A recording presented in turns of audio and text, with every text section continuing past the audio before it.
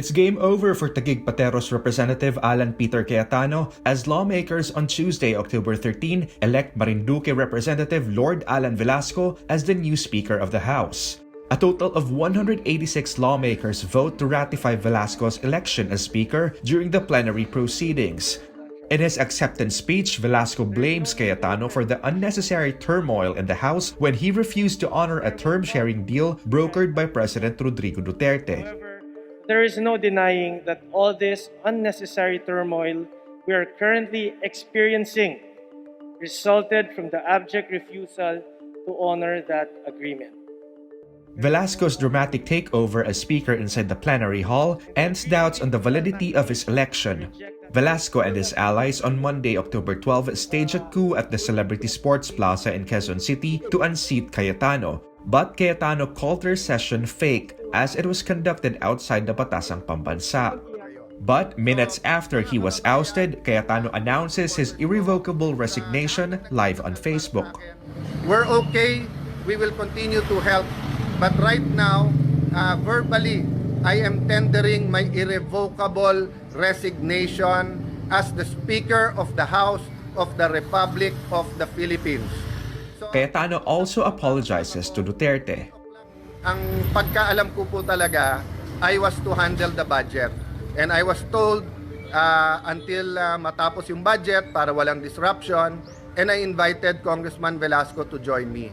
So Mr. President, if I made a mistake, mali ang reading ko, misunderstood ko na gusto mong ituloy at tapusin ko ang budget, ako'y humihingi ng paumanhin. The palace welcomes this development at the House, saying lawmakers can now focus on the timely passage of the 2021 national budget.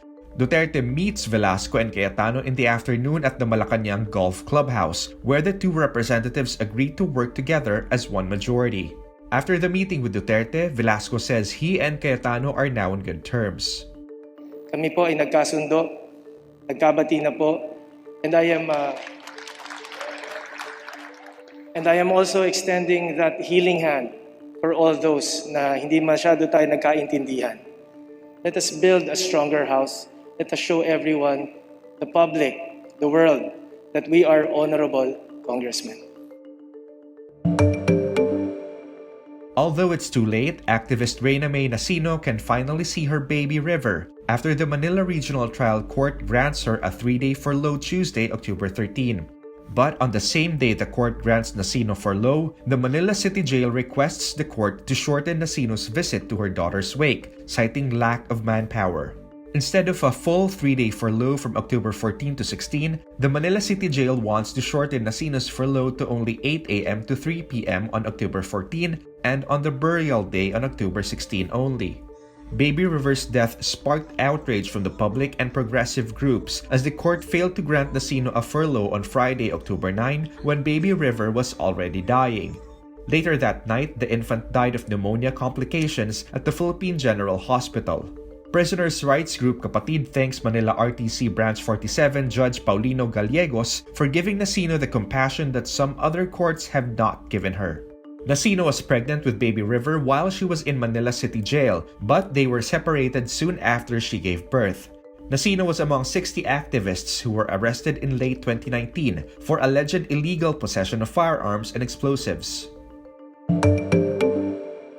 Commuters are now required to stay 1 seat apart in public transportation instead of the previous standard rule of at least 1 meter. It will be enforced in jeepneys, trains, buses, taxis, and other modes of public transportation, even if the seat sizes of these vehicles vary. The new rule will take effect when it is published in the Official Gazette. The Transportation Department is set to issue guidelines on it. Presidential spokesman Harry Roque says the Duterte cabinet unanimously agrees on the rule. As far as the reducing the 1 meter distance is concerned, it was arrived at as a matter of consensus, and it is based on science. It is based on studies which Dr. Dairit presented to the IATF. Former Health Secretary Manuel Dairit earlier said reducing the required distance between passengers is safe as long as other health protocols are strictly enforced. When the cabinet met with President Rodrigo Duterte Monday, October 12, they also approved recommendations to increase operational capacity of public transportation, allow more businesses to reopen or increase operational capacity, and allow more age groups to step out of their homes. Meantime, researchers studying the coronavirus pandemic in the country see an uptick of COVID-19 cases in some provincial hotspots. The Octa research group from the University of the Philippines urges the government to carefully study together with health sector experts the reopening of the economy. The group's latest report, published on Monday, October 12, says lifting restrictions to stimulate the economy should not contribute to further transmission of the virus. The areas with spikes in COVID-19 cases are Bawan, Batangas, Calbayog, Western Samar, and General Trias, Cavite. The experts say the government should also consider reverting those areas to stricter quarantine measures or place them under localized lockdowns. Facebook announces Monday, October 12, it will ban content denying or distorting the Holocaust. The social media giant describes this as its latest effort to free the platform of hate.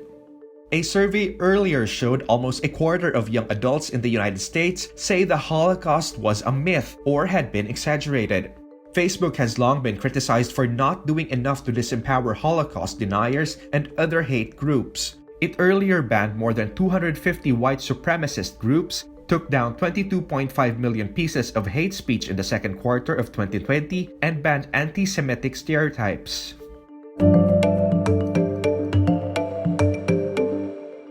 A social media graphic claims the One Young World Politician of the Year 2020 award was given to Kabataan Representative Sara Elago by the Communist Party of the Philippines Committee in London. This claim is false. The award was given by One Young World, a not-for-profit organization based in the United Kingdom. The graphic was posted by National Intelligence Coordinating Agency Director General Alex Monteagudo. It contains a photo of Elago with a background showing the logos of the CPP and the National Democratic Front. A reverse image search of the photo led to the original graphic of Elago, which showed her title as the Politician of the Year 2020. The background was the Philippine flag, and the graphic also contained the One Young World logo. Elago and 4 other young leaders are the winners of the annual Politician of the Year award from the One Young World. There are no reports of any connection between One Young World and the CPP.